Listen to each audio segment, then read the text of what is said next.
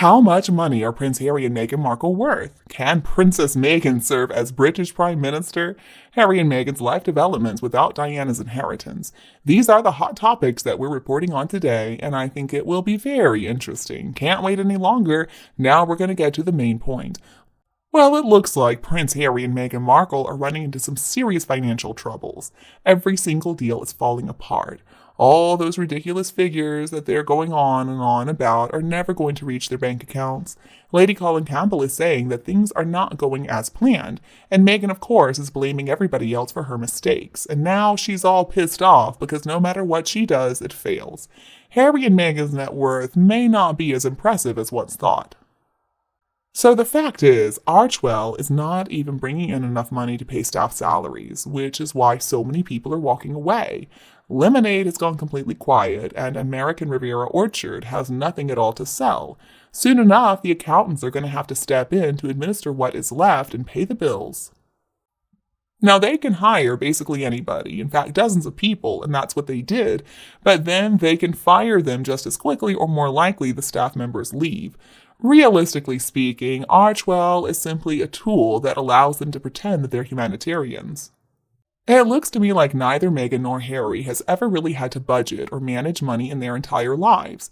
Now, Meghan first had everything paid for by her father and then Trevor, and then she got the part in Suits and of course dumped him. The Suits' regular pay meant that Meghan always had enough money, and with Harry she never really had to watch her spending, and he didn't know anything about money. He didn't know how to save, he didn't know how to spend. It really is a recipe for disaster. Just like so many people who win lotteries, right? They splurge, they overspend, and then the money runs out and they are flat broke.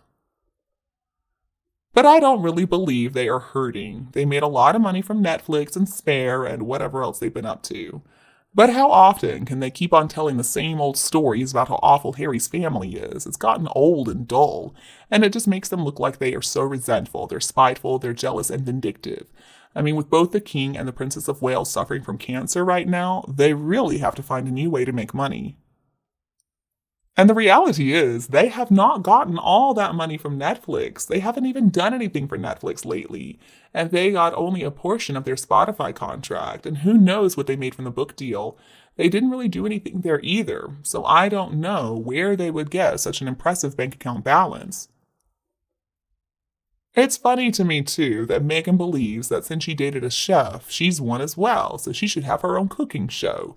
But she is stupid enough to believe that marrying a dim-witted prince makes her a princess in her own right, so I'm not really surprised. Alright, so let me clarify this. Netflix deal, it's a production deal. The $100 million is basically a line of credit. It's not a deposit into any of their bank accounts. Spotify was the same deal until, of course, it was canceled. So the line of credit is extended to produce content that makes the company money. If the profit's not there, or if it's too low, the deal gets cut. And if content does not arrive as the term set, the deal also gets cut. So the $20 million book deal is apparently for 4 separate books, and they all have an expected submission date. An advance was given for the full amount. No, it wasn't. No publisher wants the hassle of taking back the money. Harry did not get that $20 million handed to him. He just wanted to make it seem like that. Industry news usually gets amounts out. Production deals. Think about Denzel Washington and his play or pay deals. Signing into a film role, for example, agents get that information out because it proves that they're really good at making deals. Since March of 2020, though, nothing on Meghan's end has been multi-million-dollar deals for her and her alone. What about 40 by 40? Well, we haven't heard anything about that in a very long time. And the coffee company? Yeah, sounds like she dropped that one too. She did that single ad for it, but no deals came from it. I mean, even the cast of Suits wants nothing to do with her, as we saw when they all showed up to the Golden Globes and Meghan Markle was not included. So WME William Morris Endeavor's job is to get jobs for Meghan, to get her on the list for events, to get Meghan brand ambassador deals, get Meghan on the cover of magazines. And it's not the 2 covers that she got for snagging Harry, so obviously they haven't been making the deals that they promised they would. Let's think about Gwyneth Paltrow, though. She has been working with Goop for a long time, and she does get some criticism for it. It didn't launch, though, and go into the stratosphere immediately. Now, Meghan Markle's new site, American Riviera Orchard, it has nothing to sell. And once Archewell releases another year's financial, it's going to be clear that they are running very low on money. The Sussex Foundation is going to have to release financial information for nonprofit status. And what about that McMansion they're living in California? That is quite the money pit. They got to pay taxes, they have to pay insurance, they have to pay for the upkeep, the security.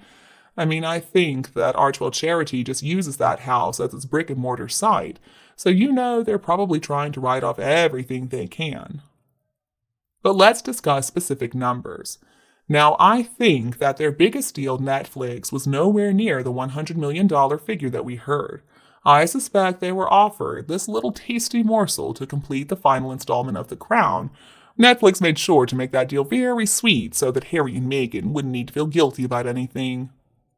But Netflix ended up being the big loser in that deal. I mean, honestly, Netflix just got a bunch of meaningless self-promotion, which could amount to around $30 million. And let's not forget, they still had to take out a mortgage on that Montecito McMansion. Now, maybe they got the full amount from Spotify, the $20 million, and perhaps they have gotten some money from the Bank of Dad. But Diana's inheritance invades them because the very practical Anne is standing in the way. So my guess is somewhere around $60 million. But think about how they love to spend. They just waste their money on PR campaigns. I mean, $60 million may get you a seat at the table, but it's not big by American standards. And to an oligarch, it's nothing. They have got to work very hard to keep it up, but the thing is, they're allergic to hard work. Alright, so before we shift gears a little bit and talk about the next story, I want to ask you, have you ever thought that Princess Meghan could hold the position of the British Prime Minister? Well, okay, the first thing that she would have to do is become a citizen of the UK, and she can't qualify for that. Now, assuming that she actually made that happen, she would need to live in the UK too. Oh, again, she doesn't qualify. If she did live in England, then she and Harry would have to give up any chance of being working royals, because royalty and politics mix a bit like oil and water. So, okay, they don't want to be working royals, that's fine. Either Meghan Markle would have to choose to join a political party, or she could be an independent. Now, if she chose a party, then she would have to join her local branch and somehow convince them to choose her as a future candidate. That would never happen. Meghan Markle would also have to live there. Now, assuming the impossible happened and Meghan Markle was adopted as a future candidate, then she would actually have to win the election. Now, I guess miracles can happen, but that certainly wouldn't be a miracle. And then Meghan would be a member of Parliament, but again, folks, this is impossible. But let's just keep going with our little game. So let's assume that her party is in power. She would then have to convince the party leader to give her a job in the cabinet. Well, again, that's basically impossible because Meghan Markle doesn't have any relevant experience whatsoever. Honestly, Meghan Markle only has experience as a mattress actress and a yacht girl. But I guess, okay, so let's assume that more miracles somehow happen and Meghan Markle gets a ministerial job. Well, the next part gets very complicated because a leader can be in power for years. She would have to survive, and she would have to show that she was worthy to be nominated when the incumbent falls out of favor or quits. And Meghan would have to appeal to the party members and other members of Parliament that she's the one for the top job. Well, that would be another miracle. I mean, they would have to be a party of complete idiots, and Meghan Markle would have to shine like a diamond. So then there would be another general election, and nobody wants a party of complete idiots, so there's no way they could be elected as a majority party. Alright, so let's say another miracle happens and they somehow have a working majority, and then Meghan is summoned to the palace by the king.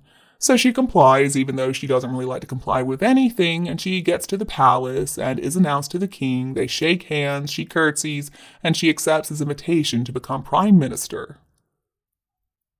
Yeah, I know. Never gonna happen. But anyway, moving on. So how is the life of Harry and Meghan right now without the Diana inheritance money? Now, Harry has said that if it were not for his mother's inheritance, he would have been in financial trouble when Charles cut off his allowance. But does Meghan not have any money for them to live on? Did she just spend it all? And whatever happened to that big lump sum that Charles gave them when they walked away from their positions as working royals? Did Harry not have a source of income independent from the royal family, or did he not make sure to secure one once he left? Because now it seems pretty obvious that he did not, even after it became clear that the royal family was not going to continue funding their lives after they left. Now, the inheritance from Diana and whatever other financial support he got from the family should have just been a pleasant little bonus, or maybe something they could save for the future. It should not be their only source of income. And these days, Harry and Meghan, of course, have their own ways to make money, although how they make it is not all that nice. And what about the other side of the story? How much money do those two spend? Because what you bring in is only one side of the equation. Expenses, of course, are the other side. Does he somehow have enough expenses that his expected income simply can't cover it? And why is his lifestyle so expensive? I mean, can he not afford to cut back on some stuff? Perhaps Meghan Markle can go without those overpriced designer outfits for a little while, or perhaps Harry could just drop those stupid lawsuits so he can save on lawyers' fees. And why on earth do they need a home with 16 bathrooms? I mean, they could save a lot of money by living somewhere within their means. It doesn't look like they have many friends, so what are they using all that space for? They don't have anything to do with their families either. It's not like they have visitors coming. Maybe Harry thought that his allowance was his independent income because he wasn't going to receive money for appearances for the monarchy. And his lawsuits are basically like gambling. When he wins, it's for a lot less than he had to spend on his lawyers. And when he loses, well, he just digs his heels in and appeals. The only winners are his lawyers. Otherwise, the taxpayers in the UK and also Harry end up paying for the legal battles. And we heard so much about all the money that Meghan made on suits and how many millions she had when she married Harry. I do not believe a word of that. She didn't own a car, she didn't own her own home, nothing. She had already been written out of suits, and she was trying to get herself some other work, but with very little success. So basically, she was unemployed when they got married. Charles had to pay for the wedding dress, he paid for the bridesmaids, the flowers, the reception, all that, the whole wedding, and also her clothing for the first year. And for that first year, folks, I mean, we will never forget, she spent over £1 million on her clothing, just on her clothing. Now, William's family, to contrast, they spent that for all 5 of them, including all their living expenses. And Charles told Harry that if she wanted to spend money like that on her clothes, she should probably get a job because he couldn't continue to afford that. Well, of course, Harry and Meghan didn't like that at all.